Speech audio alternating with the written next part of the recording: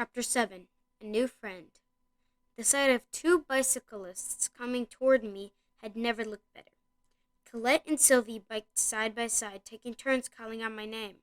Grace. Hello, over here. Tears of relief fell down on my cheeks. The girls circled to the other side of the fountain, and for a second panic welled up in me. What if they didn't hear me? What if they turned down one of the streets away from me? But in seconds they appeared around the edge of the fountain and spotted me. Relief spread across their faces as they rolled to a stop. I expected a scolding from Colette, but could barely look in her eye. I'm sorry, I said, and then broke promptly into sobs. I followed the little dog here, Patisserie, and I would have come right back, but tears streamed down my face. Colette jumped off her bike. Poor Grace, she said, handing me a tissue from her shoulder bag. I blew my nose. Sylvie hugged me, as if she understood how terrible it had felt to be lost, and how relieved I felt to be found. Then they walked on their bikes alongside me down the street toward home. Returning to the bakery with their help was easy. Of course, I should have noticed the bronze drinking fountain with the sculpted woman, and the orange awning of another cafe, but even those landmarks began to blur through my tears. Back at the apartment, Mom gave me a one-on-one talk about how I couldn't get lost again. I was in another country, she reminded me, and I owed an apology to my aunt and uncle for the unnecessary worry that I had put them through, not to mention their own worries. I'm sorry, I told Mom. Je regrette, I told Uncle Bernard and Aunt Sophie. All my apologies were met with hugs. Even Sylvia was acting extra nice. After dinner, I went to bed early, utterly exhausted. Sylvie surprised me with bringing a tray of 2 cups of tea and 2 chocolate truffles. She offered me a cup. Grace, you like? I nodded and then sat up cross-legged and took the cup from the tray. And then she set the tray on her bedside table and returned to her bed with a cup of tea. Then she glanced back at me and pointed to the end of my mattress. S'il te plaît? I asked, please, I said. Oui, I said. And for a few sweet minutes, we had our own private tea party. We didn't talk a lot, but for the first time, I felt as if we finally was having fun with my cousin, as if we were actually becoming friends.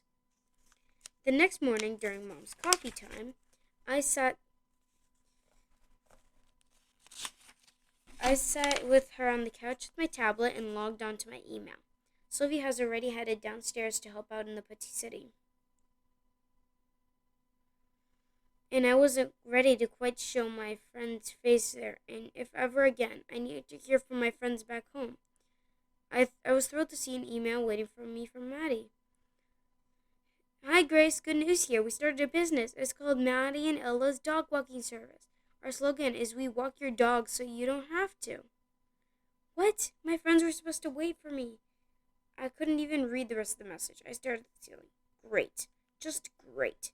I huffed. What's bothering you? Maddie and Ella started their own dog walking business without me, and they said they were going to wait until I returned. Mom brushed my hair over the back of my shoulder. That hurts, yeah. That hurts, huh? She said gently. Yeah. I turned back to the rest of Maddie's email. My friends already had 5 customers signed up for their dog walking. Maddie had printed out flyers to hand out to my family and friends. I typed a quick reply. I thought we were going to do a business together. The answer came later that morning, short and swift as a slap in the face. When you get back, we can add your name. I instantly hit the log out button. I felt terrible. Clearly my friends were going on with their lives and doing just fine without me. I felt so left out. And I wasn't doing just fine without them. I thought the scene I'd made at the patisserie with the broom and them getting lost and needing Colette and Sylvie to come find me. At home, I was used to doing things pretty well, especially baking. Here I felt like a klutz and a fool. I returned home now.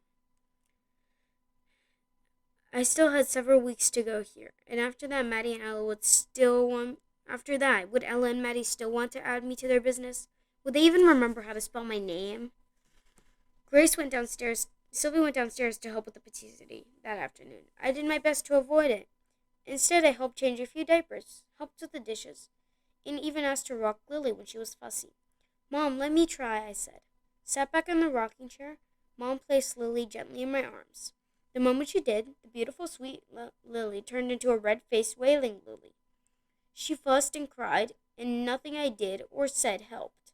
I talked soothingly, I sang to her, offered her a bottle, but I didn't have the magic touch and quickly handed her back to Mom. I couldn't even help with a baby. That night, I couldn't wait to video chat with Dad. He'd help me. He always knows what to do or ask me to help get unstuck. When his face appeared on the screen in the living room bookcase in the background, I felt relieved. Hi, Dad. I hadn't realized how much I'd been missing him. Hi, Grace, he said with a big smile. Great to see and hear your voice, sweetie. How are you? I nearly cried when he asked that, and then I held it together long enough to get my story out. I made a mess at the bakery yesterday, I explained, and cost Uncle Bernard a lot of work. And then I got lost and made everyone worry. And then my friends started a business without me. I suddenly started to cry. I couldn't help it. Oh, now, Grace, Dad said.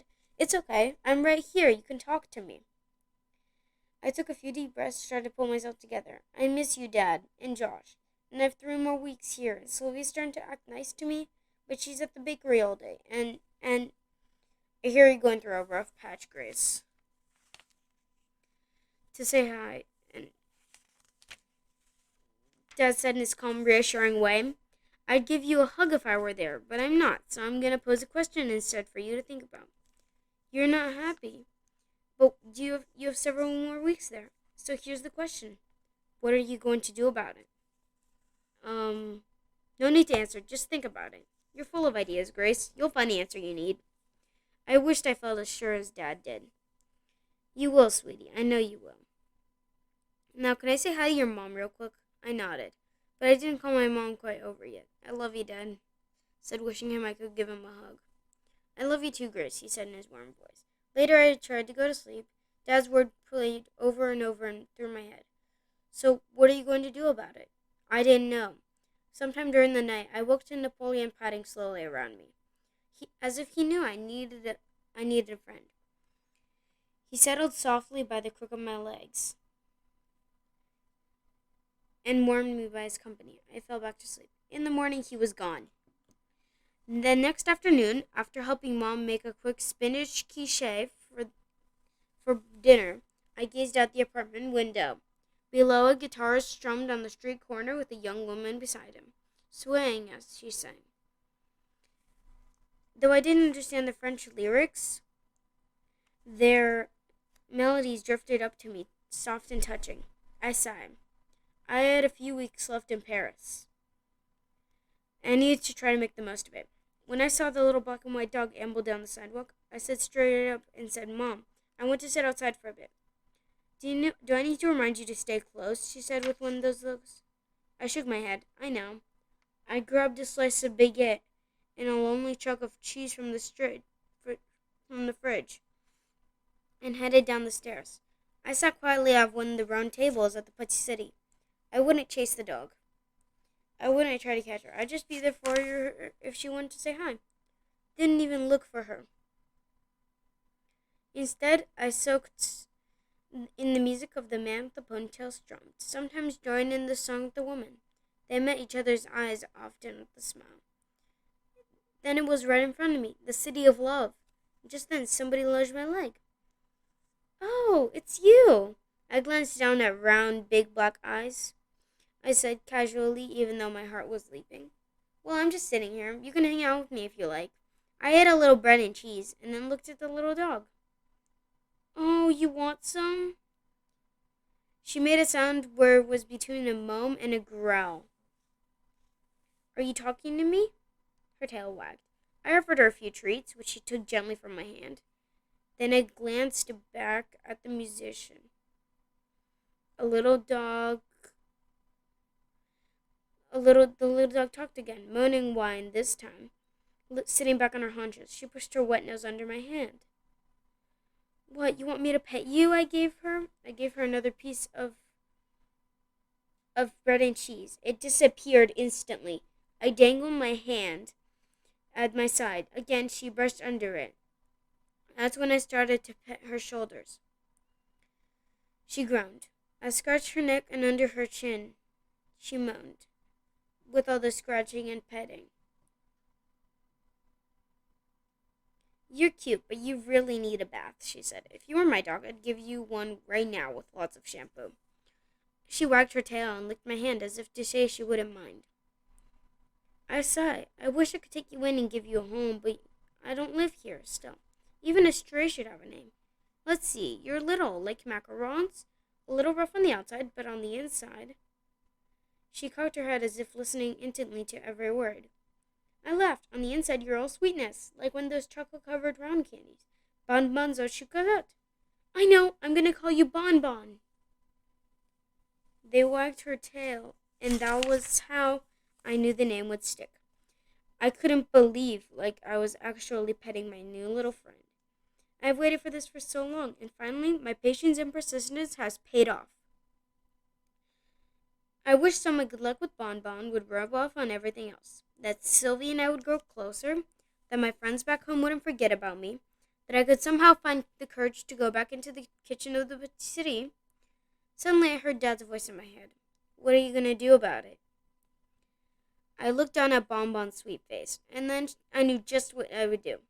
I would try again, and I would keep trying with Sylvie and the Patisserie, just as I had with Bonbon. I wouldn't give up. Before dinner, I pulled out a bowl of water for Bonbon. Uncle Bernard said he didn't think it was a good idea, but he didn't forbid me. We should call the authorities, yes, she said over the dinner table on Sophie. She said to Lily in her arms and said uncertainly, I'm afraid the dog will be put to sleep, she said. Let's hope somebody takes her in. Sylvie must have been following some of the conversation. She looked at her father with those big brown eyes of her. Papa, s'il te plaît? Non, Sylvie. She pointed towards Lily and then to Napoleon stretched out across the back of the sofa. I didn't understand all he said in French to Sylvie, but I could tell from the drop in her shoulders that adding a dog to their family was out of the question. Sylvie looked at me sadly, but I did my best to force a smile on my face. I didn't know how to help Bonbon, but I was determined to keep trying. The end.